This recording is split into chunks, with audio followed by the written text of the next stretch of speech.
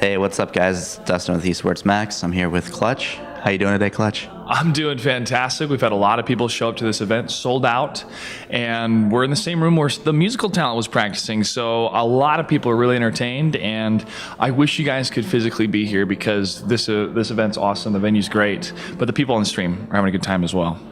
Great. So tell everybody a little bit how you got into esports and stuff. Oh, all right. So I'm an actor by trade, and I got involved in the esports scene about 3 years ago through Major League Gaming. I helped them out with StarCraft 2 and then League of Legends as a cameraman and a producer and a production assistant. And then I told them, hey, I'm good at hosting, so I'm good in front of the camera and on stage. I've been doing it since I was about 5 in terms of theater and film and commercials. And so they gave me a shot, and I did it. And I hosted for League and StarCraft 2 and World of Tanks and fighting games and a lot of different stuff. So I commentate, host, and work behind the scenes as well on certain things, and it's been great. It's been a whirlwind of activity in the West since it's exploded, and I look forward to being a part of it until it just becomes more mainstream.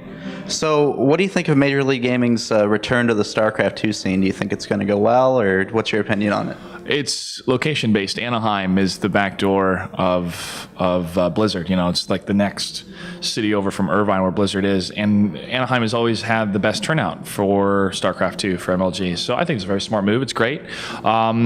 It's American StarCraft 2 right now is in a tough place. NASL closes stores, and the WCS is finishing up over in Europe, and so the next season, obviously, the American talent's going to want to try to continue, but the amateur scene is just not really here anymore in North America. So having an open bracket like this rekindles the fire for a lot of these players in North America to come and compete, and that's very, very important to have. If you don't have an amateur scene, you can stagnate, and your scene can start to diminish over time as your pros start moving to other games or retiring.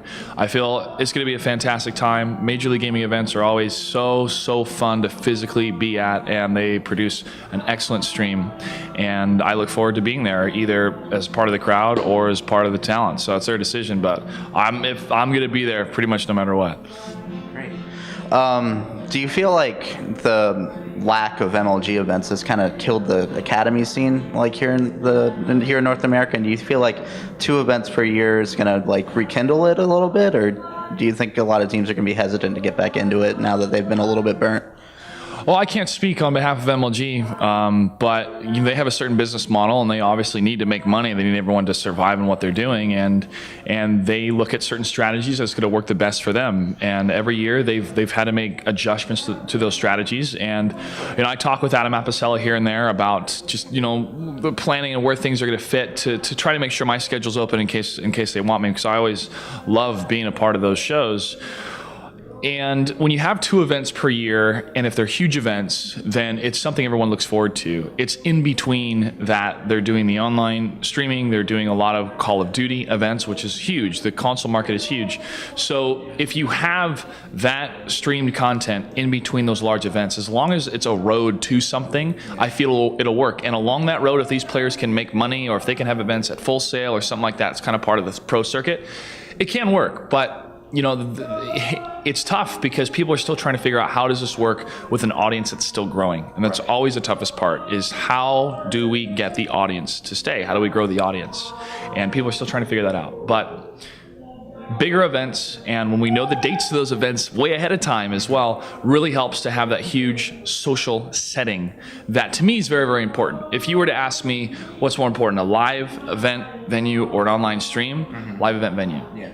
Always, because the social interaction everyone's having creates a longer lasting memory than watching something on television. Have you ever gone to the Super Bowl? Well, I haven't been there, no.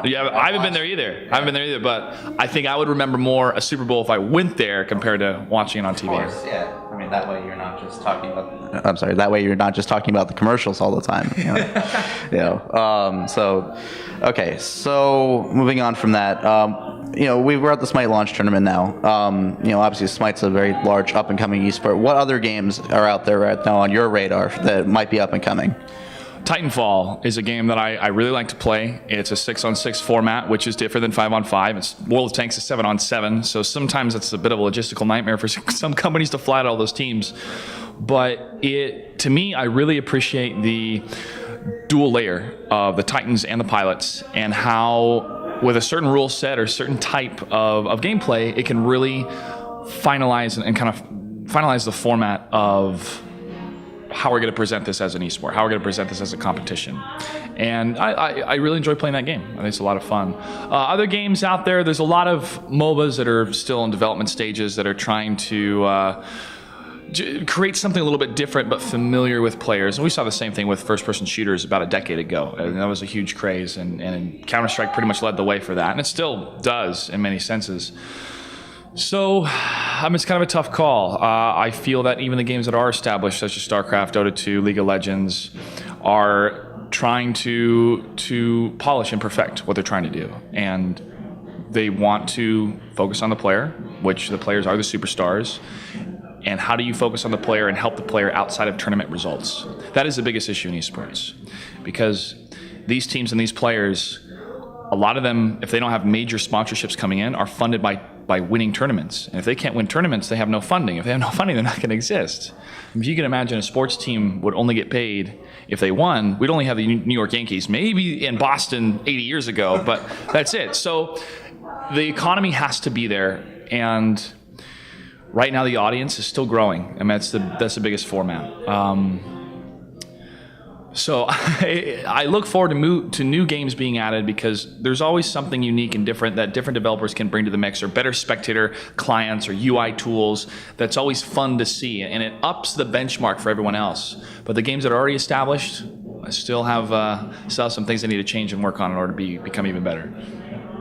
All right, so where do you think esports is going? Like, if you had to look, say, 5-10 years down the road, do you think it's going to be even bigger, or do you think we're going to kind of see the market plateau at some point? Progress is never linear.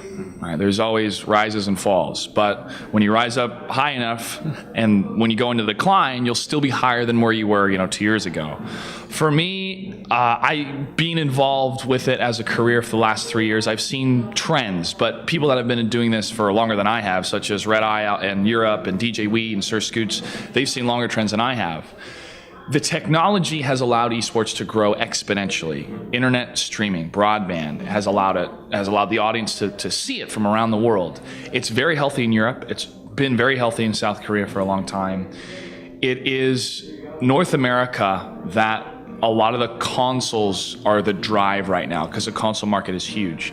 I feel that if more developers and more games get more involved in pushing the content, pushing the streams to the console audience, then North America will continue to grow. And then League of Legends is obviously very, very healthy PC game. They're leading the way in many aspects with production value and coordination and helping the amateur scene. But that's because they have sponsors coming in helping with that. And so when more and more developers, production teams set standards and can produce a show at a certain standard that Hollywood says, hey, let's now get involved. These guys are now professional, right? People want to work with professionals. They don't want to work with amateurs. But when esports continues to show that, hey, we are professional, this is our own brand, our own genre of having fun and playing games and creating these shows and creating moments. So we don't have to sell our soul or sell out. But there are certain production standards that an audience loves, and that people, if the audience is there and love it, will invest in. So if we have more investment, then we'll start seeing more sponsors rolling in. Then we'll start seeing Coca-Cola, Pepsi, Dr. Pepper, which has been sponsoring MLG. They'll start rolling in, and it'll start to become a bit of a corporate war. And then that's when the money starts flowing. That's when we have the economy. The players are getting paid. Everyone is in a healthy economic lifestyle. The amateur scene is working with colleges or other organizations to get better. And that's where it grows. Right now, esports continually needs good business leaders to make smart business decisions that may seem unfair to some, but in the end will actually lead to more opportunities in the future. And that's what esports needs right now. And I firmly believe it'll continue to grow, but how much it'll grow, I don't know. It depends on the audience. Well, speaking of different audiences, you've worked with the fighting game community a lot.